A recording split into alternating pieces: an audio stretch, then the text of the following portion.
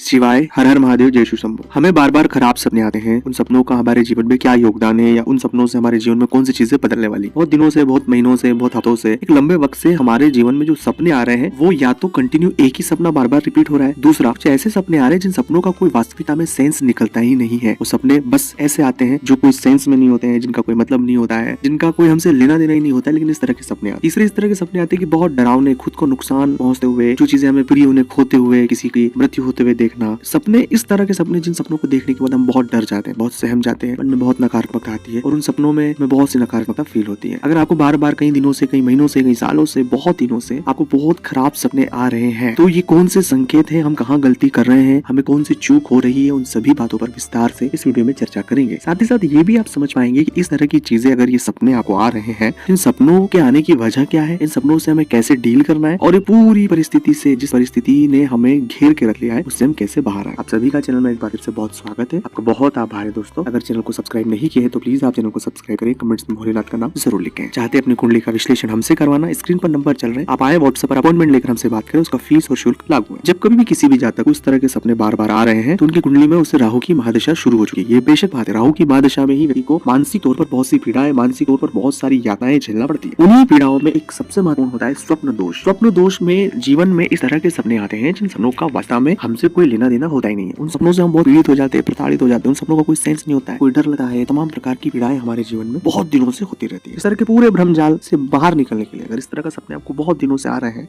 तो दो ही प्रयोग है जिन प्रयोगों का सबसे ज्यादा फायदा किसी भी जातक को मिलता है और वह प्रयोग मैं आपको बताता हूँ, उन्हें बहुत गंभीरता से सुने। सबसे पहला प्रयोग है कि इस तरह की परिस्थितियों में व्यक्ति के पास गुरु मंत्र का होना अनिवार्य है, जिसका नियमित सोने से पूर्व जाप करे, सोने से पहले 20 मिनट उसका जाप करे, नमः शिवाय का करे, अगर नहीं है तो नमः शिवाय का करे। दूसरा है राहु के जप, अपने लिए राहु के जप, गुप्त जप राहु के अनिवार्य रूप से करवाएं। और सबसे महत्वपूर्ण तीसरा है अभिमंत्रित रुद्राक्ष का धारण करना। अगर आप अभिमंत्रित रुद्राक्ष धारण करते हैं उससे भी इस तरह की परिस्थितियों से आप बाहर निकल पाएंगे, अन्यथा बहुत से प्रयास करने के बाद भी हमें सकारात्मक फायदा नहीं मिलता है। नमः शिवाय।